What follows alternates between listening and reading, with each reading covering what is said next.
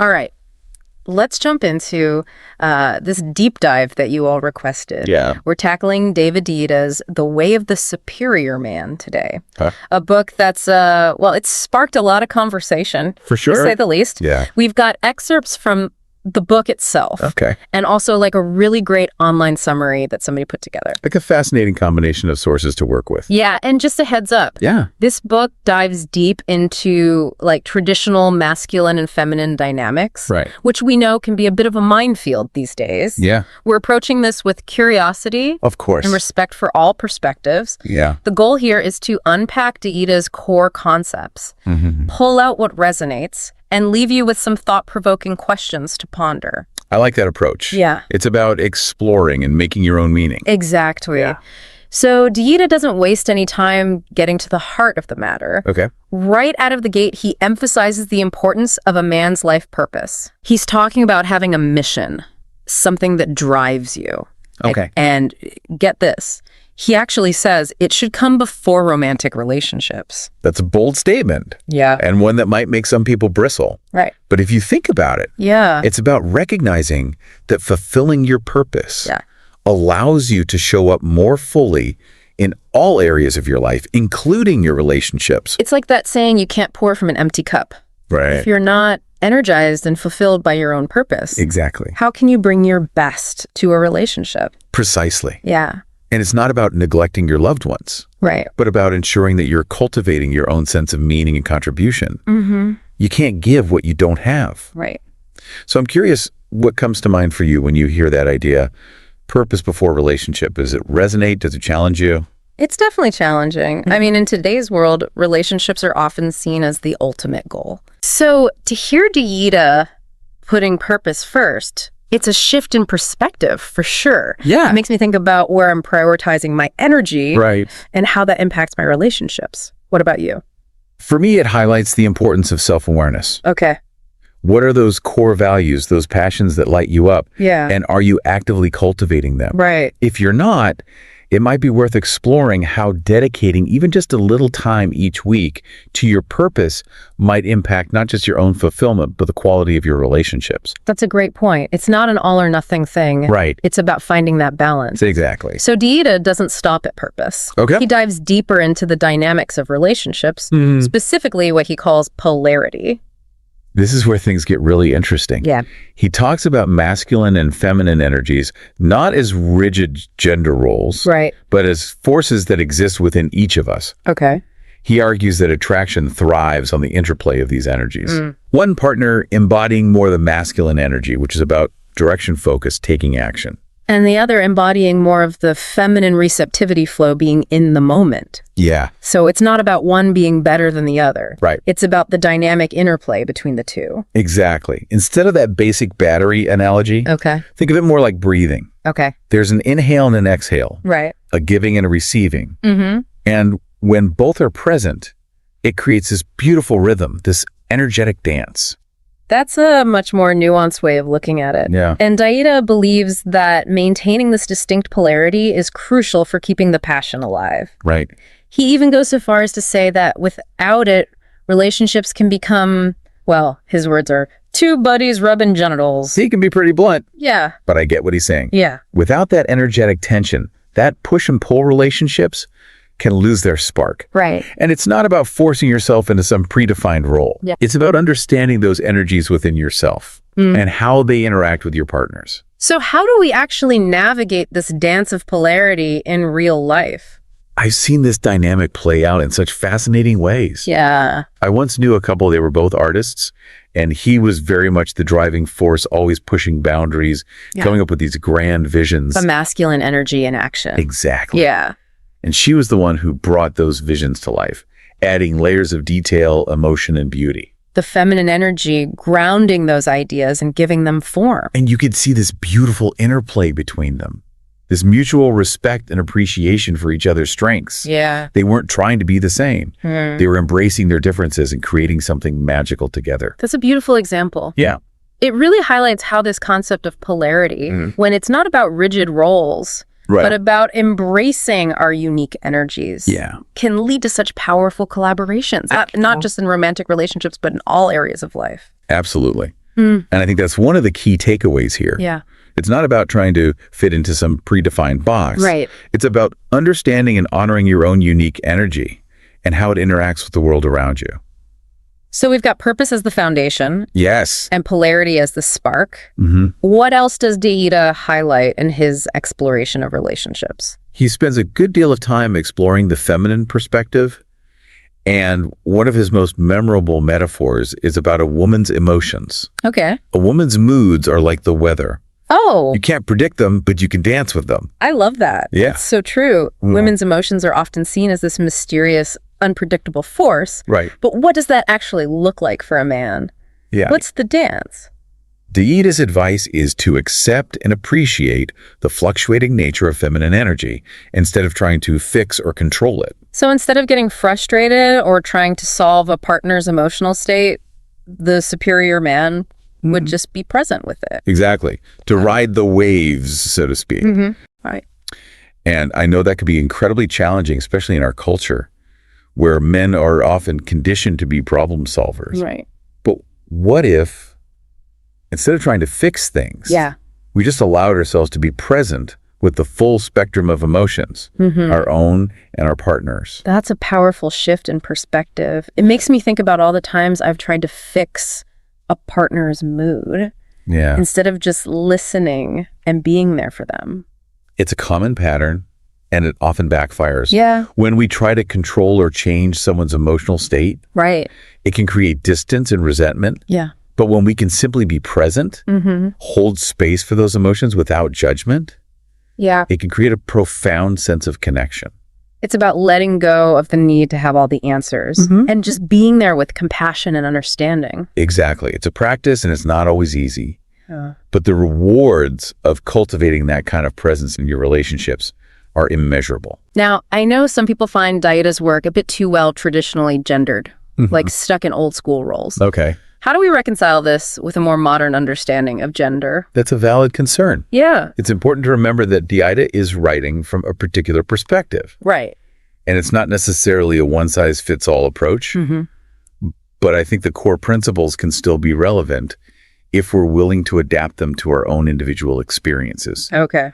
He's not advocating for dominance or aggression. Right. It's about tapping into those qualities of strength, purpose, and presence that exist within all of us, regardless of gender. So what does the superior man look like in Deida's world? He's the guy who embraces both strength and heart. Okay. He's fully present, responsible for his energy, and leads with love rather than force. He's not afraid of emotions, his own or his partner's. Okay, so there's a depth and sensitivity there that goes beyond the stereotypical strong, silent type. Exactly. And it sounds like it takes a lot of courage to embrace that vulnerability. It does. Yeah. It's about being willing to step outside of those societal expectations and connect with your authentic self. And that can be incredibly liberating. That makes me wonder, in a world where masculinity is often associated with stoicism and control, how do we encourage men to embrace those softer qualities? That's a great question. And it ties into Deida's emphasis on facing fear, which we'll get to in just a moment. Yep. But first, let's take a pause here and pick up the rest of this juicy deep dive in part 2. Okay, we're back and ready to continue our deep dive into the way of the superior man. Right. We just touched on how Deida encourages men to embrace vulnerability and step outside of those limiting societal expectations. With a powerful invitation to redefine what it means to be a man in today's world. Absolutely. And speaking of redefining things, Deida also has some interesting and perhaps controversial views on men being attracted to younger women. Yeah, this is where things can get a little tricky. But it's important to remember that Deida isn't advocating for anything inappropriate. He's exploring the energetic dynamics at play. He argues that it's not simply about physical youthfulness, but about a certain kind of feminine energy that he calls radiance. That's a much more nuanced way of looking at it. So it's not about chasing after the hot young thing, Right. but about being drawn to a particular quality. Exactly. And this radiance isn't tied to age. Okay. It's about a woman's openness, her trust in herself and the world, her ability to connect deeply and express her authentic self. These are qualities that can actually deepen with age and experience. That's a refreshing perspective. It makes me think about the women in my life who embody this kind of radiance. Yeah. They might not fit the conventional standards of beauty, but there's something about their energy, their presence that draws you in. Yeah. It's magnetic. Absolutely. Yeah. Think of someone who walks into a room and just lights it up. Yeah. It's not about their physical appearance. It's about the energy they radiate. It's that spark of aliveness, that sense of joy and authenticity that's so captivating. So how do we cultivate this radiance both in ourselves and in our relationships? It's a journey of self-discovery and growth. It's about embracing our vulnerabilities, letting go of the need to be perfect, and allowing ourselves to be fully seen. It's about trusting our intuition, speaking our truth, and living in alignment with our values. It sounds like it requires a lot of courage to step into that kind of authenticity. It does. But the rewards are immense. When we cultivate this radiance within ourselves, it naturally spills over into our relationships. We become more magnetic, more attractive, not in a superficial way, but in a way that draws people in on a deeper level. It's about connecting soul to soul, heart to heart. Exactly. And speaking of deep connection, Deida doesn't shy away from exploring the more intimate aspects of relationships. Yeah. In fact, he has some pretty thought-provoking views on, well, ejaculation. Oh boy, here we go. This should be interesting. He believes that for men, ejaculation can lead to a decrease in presence and awareness. Okay. He even compares the typical post-orgasmic state to blissful oblivion. That's a pretty vivid description, and probably one that many men can relate to. So he's not saying that sex is bad, but that there's a potential for a loss of energy and awareness. Exactly. He's not advocating for abstinence, but rather for a more conscious approach to sexuality. He explores techniques for converting sexual energy upwards, using breathing and muscle control to enhance presence rather than diminishing it. That's a fascinating concept. So instead of just going for the physical release, it's about channeling that energy in a way that deepens connection and awareness. Precisely. And it's not just about the physical sensations. He's talking about a shift in consciousness, a way of experiencing intimacy that's more connected, more expansive, and ultimately more fulfilling. It's about bringing awareness and intention to every aspect of our experience. Yeah. Even the most intimate ones. Exactly. It's about becoming fully embodied, present in our bodies and in the moment, and allowing that presence to inform our actions and interactions. So we've explored purpose, polarity, feminine radiance, and even conscious sexuality.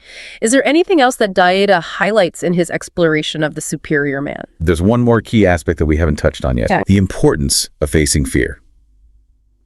Deida believes that true strength lies in staying grounded and acting with integrity even when things get tough. Yeah.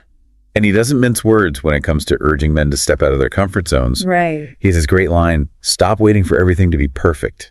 The perfect moment never comes." That's a powerful call to action.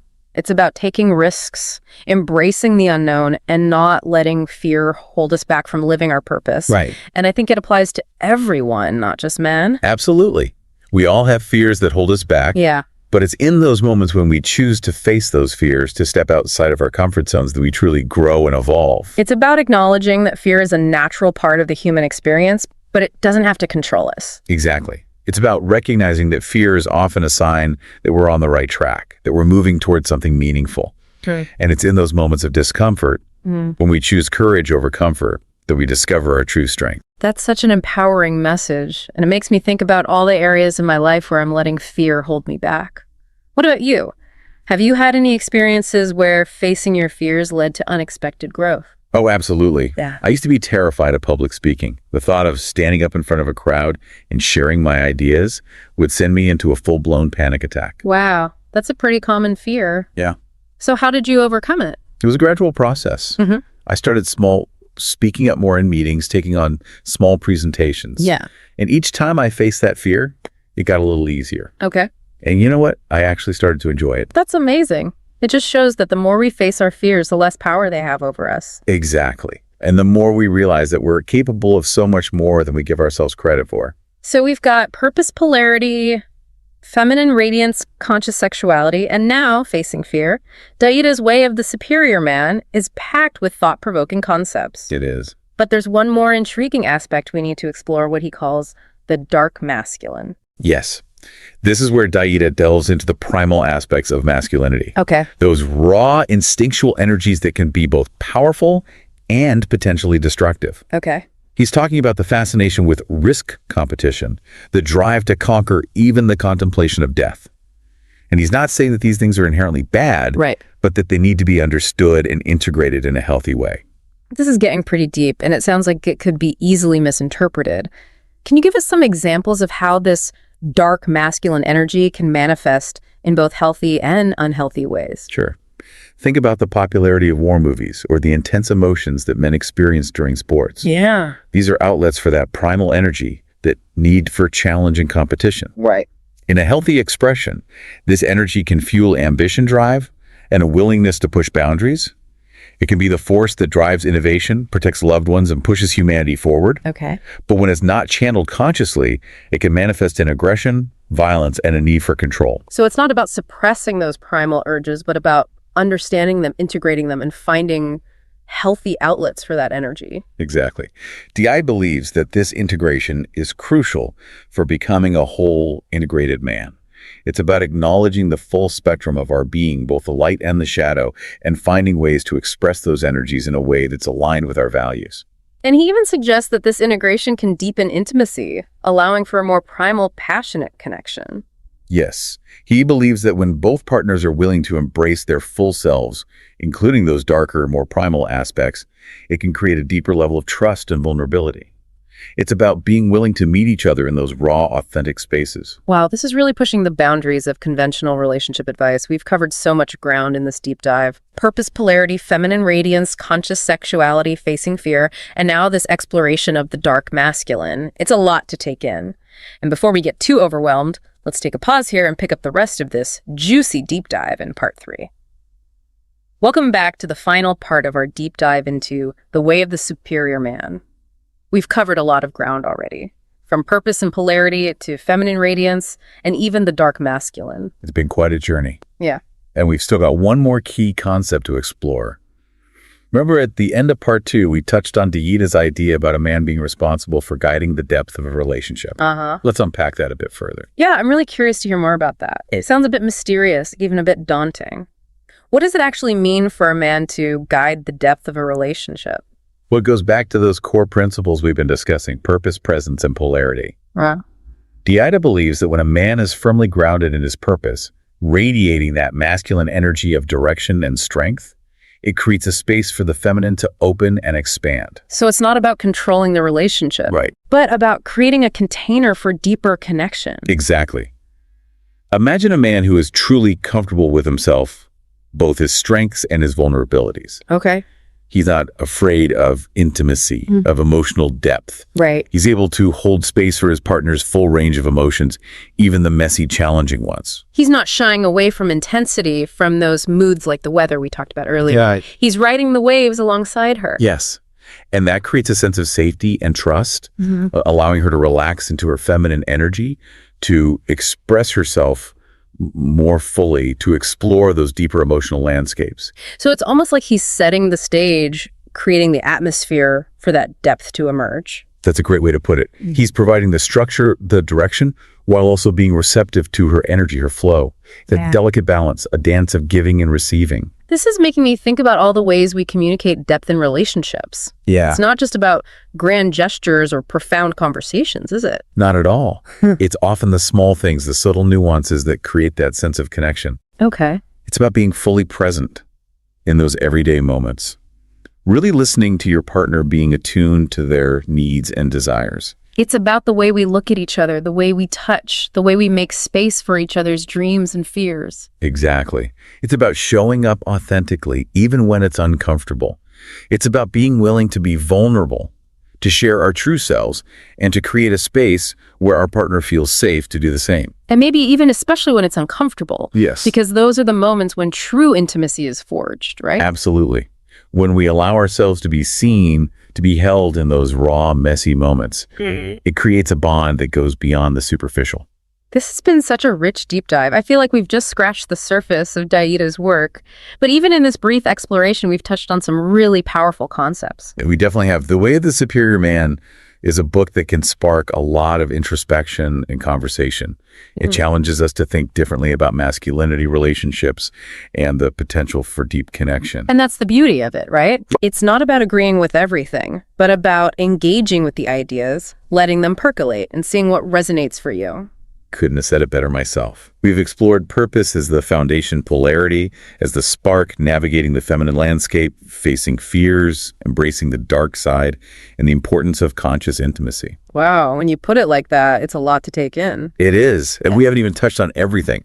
But remember, even if just one idea, one insight from this deep dive has sparked something in you, then it's been a worthwhile journey. So true. It's all about those aha moments, those shifts in perspective that can ripple out into our lives. So dear listener, as we wrap up this exploration of the way of the superior man, we leave you with this final lingering question. What does it mean for you to guide the depth of your relationships? How can you cultivate that presence, that strength, and that willingness to embrace the full spectrum of human experience? We encourage you to ponder that question, to explore it in your own life and relationships. And if you're feeling inspired, share your thoughts with us. We'd love to hear your insights. Thanks for joining us on this deep dive. We'll catch you next time for another fascinating exploration.